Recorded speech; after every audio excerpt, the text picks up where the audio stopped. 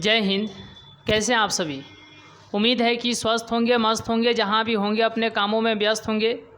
तो जैसे कि आप लोग को मालूम है कि इसके पिछले क्लास में हम लोगों ने 12th मैथ एनसीईआरटी यदि एक्सरसाइज की बात करें तो 11.2 का क्वेश्चन नंबर जो है फर्स्ट देख लिए थे। आइए आज के क्लास में जो है 12th मैथ एनसीईआरटी एक्सरसाइज जो है 11.2 यानी 11.2 का क्वेश्चन नंबर जो है 2 से स्टार्ट करते हैं। तो जैसे कि आप लोग को मालूम है कि सबसे पहले हम यहाँ पर लिख ही देते हैं कि दिक् अनुपात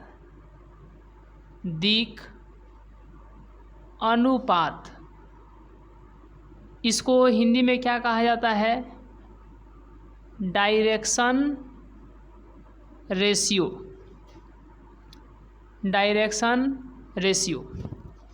और एक होता है दिक्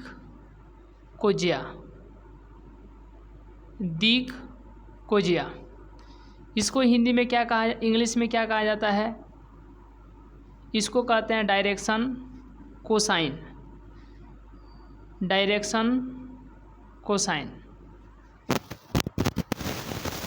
तो मानते हैं कि यह क्या है? दिक् अनुपात है। यह क्या है? दिक् कोजिया है। तो मानते हैं कि दिक् अनुपात जो है आपको मालूम है ABC और दिक् कोजिया निकालना है।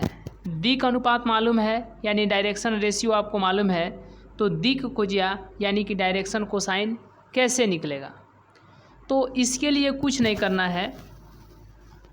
दिक् अनुपात को जो है यदि ABC बोलिएगा तो दिक् कोजिया को आप क्या बोलिएगा? L, M और N। अब देखिए, आपको जब दिक् अनुपात मालूम है यानी ABC आपको मालूम है, दिक् अनुपात मालूम है, तो दिक् कोजिया निकालने के लिए आपको क्या करना है? तो देखिए, यहाँ पर आपको लिखना है A, यहाँ पर B और ये हो जाएगा C। सब में आपको रूट अंडर लगाना है। सब में क्या करना है? रूट अंडर लगाना है। यहाँ पर A का स्क्वायर, B का स्क्वायर और C का स्क्वायर प्लस कर देना है। A का स्क्वायर, B का स्क्वायर, C का स्क्वायर, A का स्क्वायर, B का स्क्वायर और C का स्क्वायर। तो अब एक बात बताइए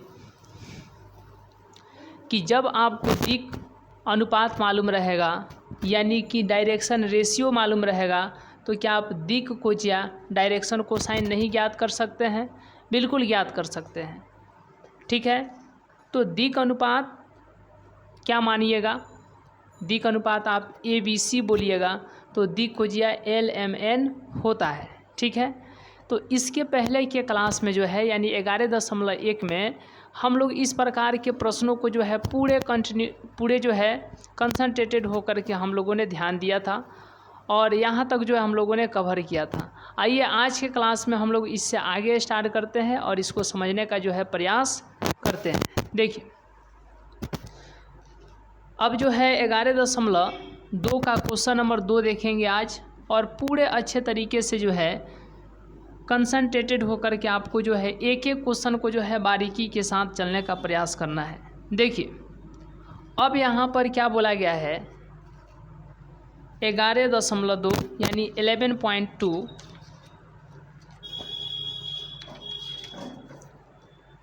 देखिए, दर्शाइए कि बिंदु इतना और इतना यानी 2 ठो बिंदु है,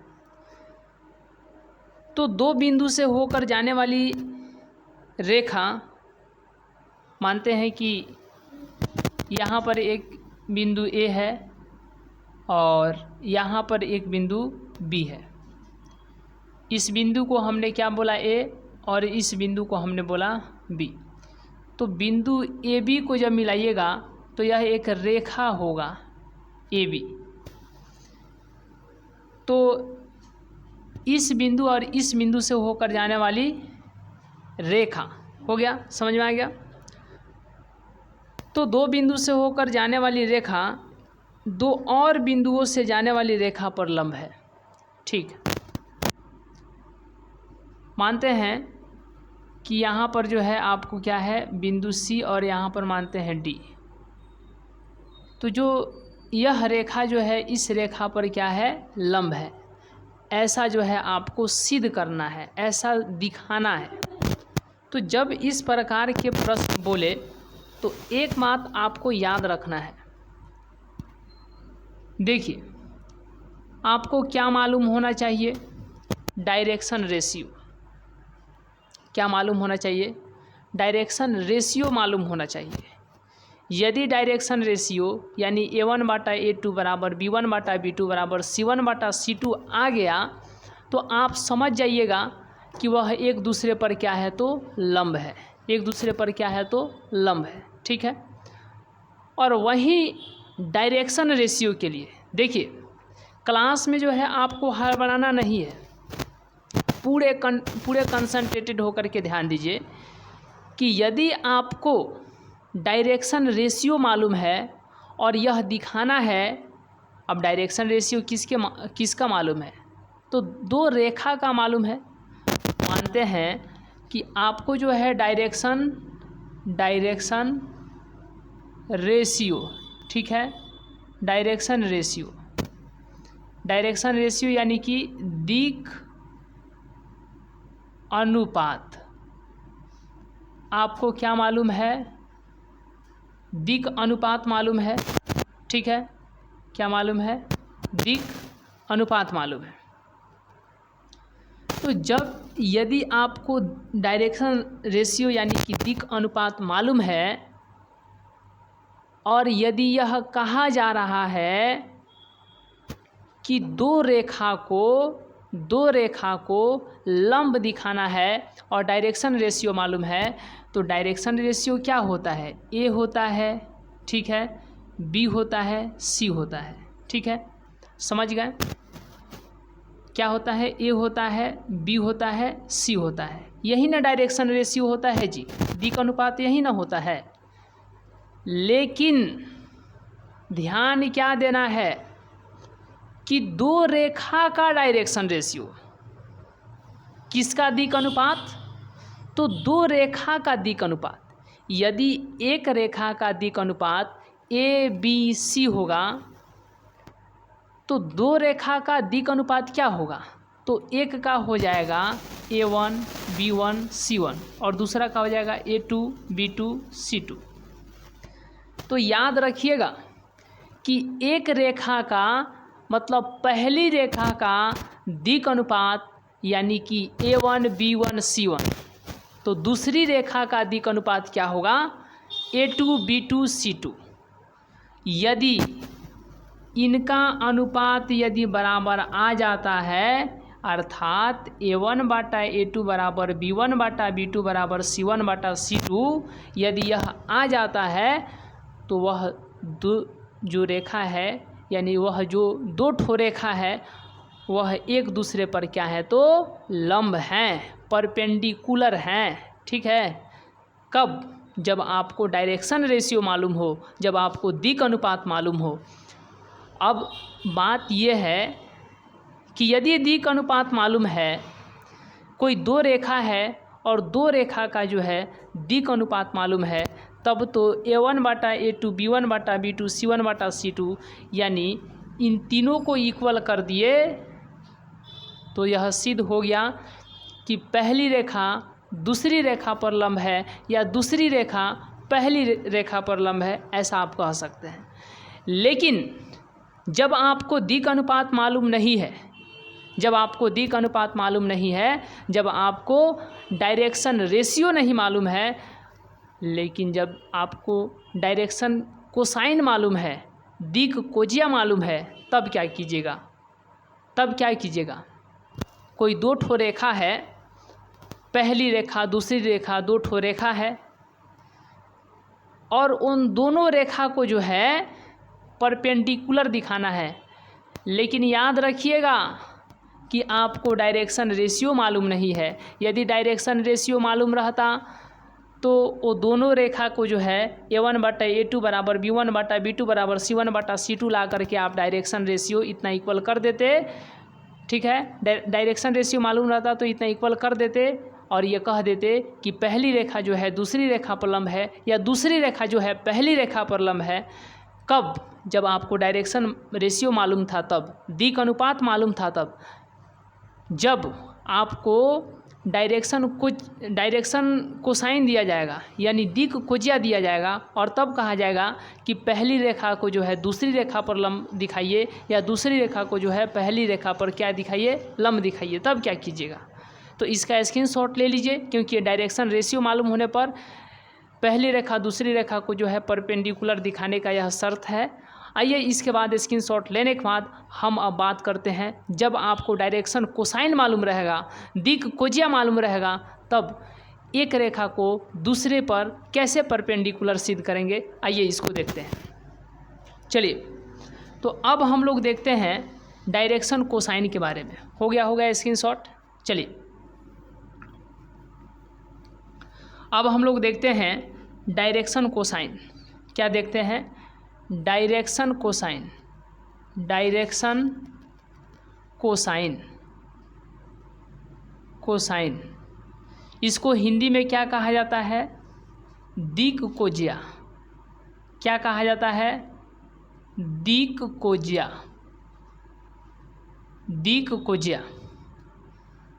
तो आपको पहली रेखा का दिक् कोजिया मालूम है और दूसरी रेखा का दिक् कोजिया मालूम है, और दिक् कोजिया को किससे डिनोट्स किया जाता है, यानी कि डायरेक्शन कोसाइन को जो है किससे सूचित किया जाता है? तो आपको याद होना चाहिए L से, M से और N से।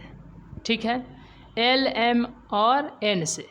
तो पहली रेखा का दिक् कोसाइन यानी दिक् कोजिया यानी डायरेक्शन कोसाइन क्या होगा? पहली रेखा का L1 होगा, M1 होगा और N1 होगा। लेकिन दूसरी रेखा का डायरेक्शन कोसाइन यानी कि दिक् कोजिया क्या होगा? तो दूसरी का क्या हो जाएगा? बस L2 हो जाएगा, M2 हो जाएगा और N2 हो जाएगा। और यदि इतना बराबर 0 आता है तो आप कह सकते हैं कि पहली रेखा जो है दूसरी रेखा पर क्या है? पहली रेखा जो है दूसरी रेखा पर क्या है? तो लंब है, परपेंडिकुलर है। ठीक है, कब? जब L1 into L2 plus M1 into M2 plus N1 into N2 equal to 0। यदि 0 आता है तो आप कह सकते हैं पहली रेखा जो है दूसरी रेखा पर क्या है? लंब है, या दूसरी रेखा जो है पहली रेखा पर क्या है? तो लंब है। ठीक है, आइए अब हम लोग टू दी पॉइंट यानी क्वेश्चन पर चलते हैं। चलिए अब जो हम लोग क्वेश्चन को देखते हैं कि क्वेश्चन में क्या बोला गया है। देखिए,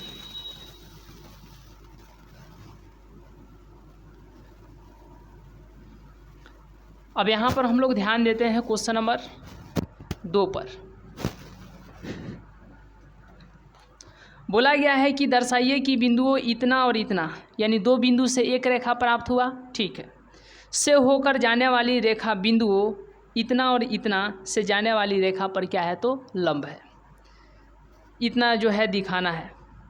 क्वेश्चन नंबर 2 है, तो पहला बिंदु दिया गया है पॉइंट A। मानते हैं एक बिंदु दिया गया है जी, आपको क्या दिया गया है?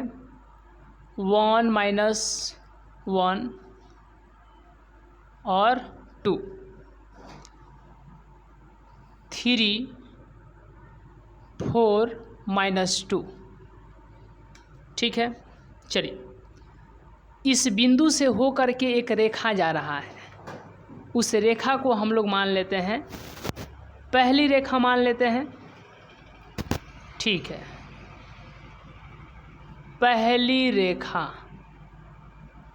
का दिक् अनुपात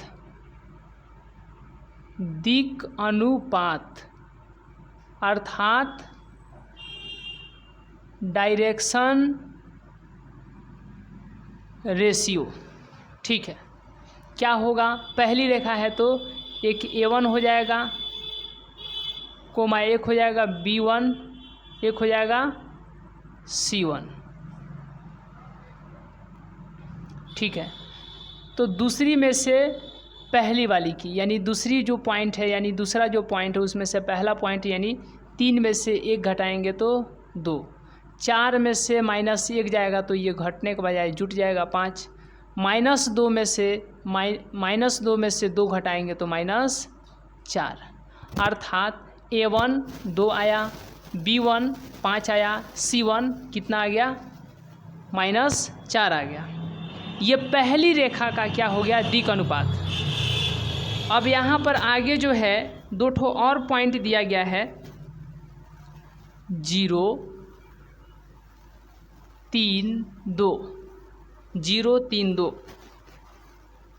और फिर दिया गया है 3 5 6, 3 5 6, 3 5 6। तो इस पॉइंट से जो रेखा बनेगा उसको हम लोग क्या बोलेंगे, दूसरी रेखा। क्या बोलेंगे, दूसरी रेखा। दूसरी रेखा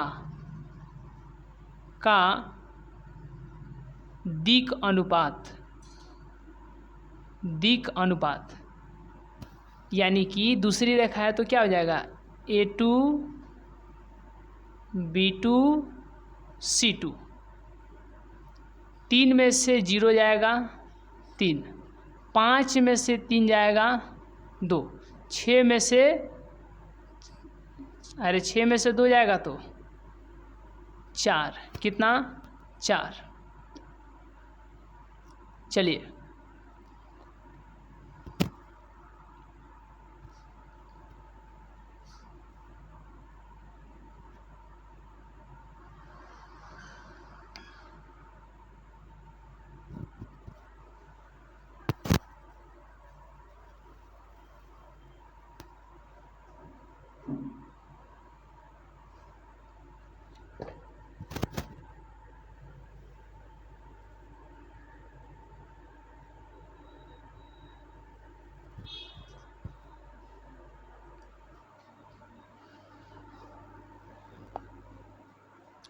चलिए इसमें जो है हम लोग, देखिए इसमें जो हम लोग को ध्यान देना पड़ेगा, जो अभी इससे पहले बताए हैं वहाँ पर थोड़ा मिस्टेक हुआ। देखिए आपको याद रखना है, ये जो उल्टा ही बता दिए हैं, A1 क्या बताए हैं जी, A1 बटा A2, B1 बटा B2 और C1 बटा C2। यदि ऐसा आएगा ना दिक् अनुपात में, तो इसको लंब नहीं बल्कि समांतर बोलेंगे। ठीक है, याद रखिएगा, थोड़ा सा मिस्टेक है, समांतर। ठीक है, समांतर। लंब के लिए क्या है, तो A1 A2 plus B1 B2 plus C1 C2 is equal to 0। तो इसको हम लोग क्या बोलेंगे, लंब, यानी एक दूसरे पर क्या है तो लंब है, एक दूसरे पर क्या है तो लंब है। यानी A1 A2 plus B1 B2 plus C1 C2 बराबर में 0। तो अगर इस तरीके से आता है तो इसको हम लोग लंब बोलेंगे, जबकि A1 बटा A2 बराबर B1 बटा B2 बराबर में C1 बटा C2, तो इसको समांतर बोलेंगे। ये उल्टा हो गया है क्योंकि इसको आगे हम बताते। और L1 into L2 plus M1 into M2 plus, ठीक है, N1 into N2, N1 into N2 is equal to 0। तो इसको जो हम लोग आगे देखेंगे जैसे कि पीछे बताए, तो याद रखिएगा A1 बटा A2 बराबर B1 बटा B2 बराबर C1 बटा C2। अगर इस तरीके से इतना इक्वल आता है तो इसको लंब नहीं बल्कि समांतर बोलेंगे, जबकि लंब के लिए क्या होगा, A1 into A2 plus B1 B2 plus C1 C2 बराबर में 0। तो इसको हम लोग क्या बोल देंगे, लंब बोल देंगे। इसका स्क्रीनशॉट ले लीजिए। चलिए देखिए, तो अब जो है सिद्ध क्या करना है, प्रूव डैट क्या करना है, तो प्रूव डैट यही करना है कि पहली रेखा जो है दूसरी रेखा पर क्या है, लंब है। तो यहाँ पर हम लोग क्या बोलेंगे, A1 A2 plus B1 B2 plus C1 C2 is equal to 0 आना चाहिए। किसके लिए? यानी पहली रेखा जो है दूसरी रेखा पर जो है, पहली रेखा को दूसरी रेखा पर लंब होने के लिए, या दूसरी रेखा को पहली रेखा पर लंब होने के लिए, मतलब एक दूसरे के क्या हो, पहली रेखा दूसरी रेखा की क्या हो, एक दूसरे के लंब हो। तो A1 का मान कितना है? देखिए यहाँ पर A1 का मान कितना है? 2। A2 का मान कितना है?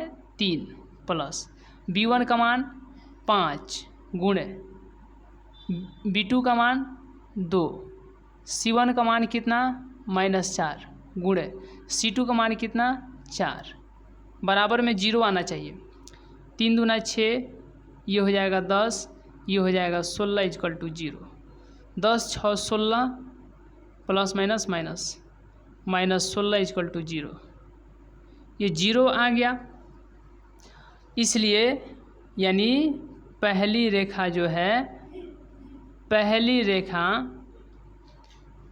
दूसरी रेखा पर क्या है, क्या है? दूसरी रेखा पर लंब है। यानी पहली रेखा लंब दूसरी रेखा, पहली रेखा जो है दूसरी रेखा पर क्या है? लंब है। देखिए ये लंब का साइन है, लंब है। और ये क्या है? प्रूव्ड। यही क्या करना था? तो सिद्ध करना था, और यह क्या हो गया? सिद्ध हो गया। चलिए अब इसके बाद हम लोग देखते हैं समानांतर के लिए। किसके लिए? समानांतर के लिए, जैसे कि क्वेश्चन नंबर 3 में दिया गया है। तो आइए यहाँ तक का स्क्रीनशॉट लेने के बाद हम लोग नेक्स्ट क्वेश्चन देखते हैं। चलिए नेक्स्ट क्वेश्चन है क्वेश्चन नंबर 3। चलिए नेक्स्ट क्वेश्चन जो है क्वेश्चन नंबर 3 है, आइए उसको देखा जाए।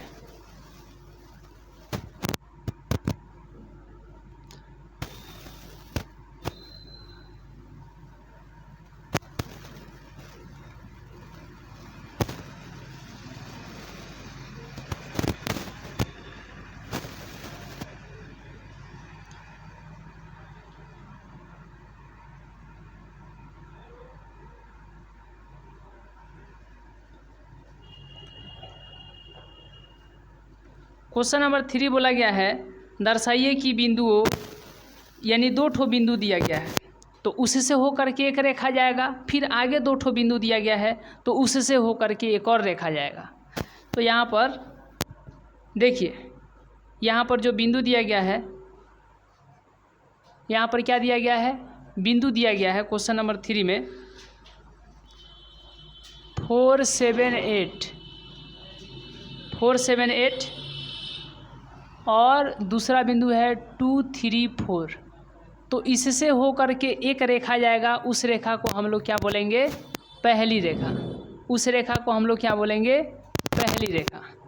ठीक है, तो यहाँ पर लिख देते हैं पहली रेखा। पहली रेखा का क्या? दिक् अनुपात। दिक् अनुपात। पहली रेखा का क्या? पहली रेखा का दिक् अनुपात, यानी कि डायरेक्शन रेशियो। Direction ratio. क्या? Direction ratio. तो पहली रेखा का दिक् अनुपात यानी कि डायरेक्शन रेशियो क्या हो जाएगा? A1 B1 C1। देखिए तो कैसे निकलेगा? 2 में से 4 घटाएंगे तो -2, 3 में से 7 घटाएंगे तो -4, और 4 में से 8 घटाएंगे तो -4। तो A1 आ गया -2, B1 आ गया -4, C1 आ गया -4। ठीक है, ये 2 बिंदु दिया था, इससे एक रेखा हम लोग, यानी एक रेखा का जो है दिक् अनुपात निकाल लिए। अब आगे जो 2 ठो बिंदु दिया है, उससे एक और रेखा, यानी एक और रेखा क्या एक और रेखा का क्या निकालेंगे? दिक् अनुपात। क्या निकालेंगे? दिक् अनुपात। देखिए तो यहाँ पर जो दिया गया है, यहाँ पर जो दिया गया है, अगला जो 2 ठो और बिंदु दिया गया है, -1 -2 और फिर यहाँ पर 1, फिर है आपको 1 2 और यहाँ पर 5, 1 2 5, यानी 1 2 5। तो इससे एक और रेखा का दिक् अनुपात निकालेंगे। तो पहली रेखा का हो गया है दिक् अनुपात, अब जो निकालेंगे दूसरी रेखा का दिक् अनुपात। यहाँ पर हो जाएगा दूसरी रेखा का क्या दिक् अनुपात, यानी कि डायरेक्शन कोसाइन।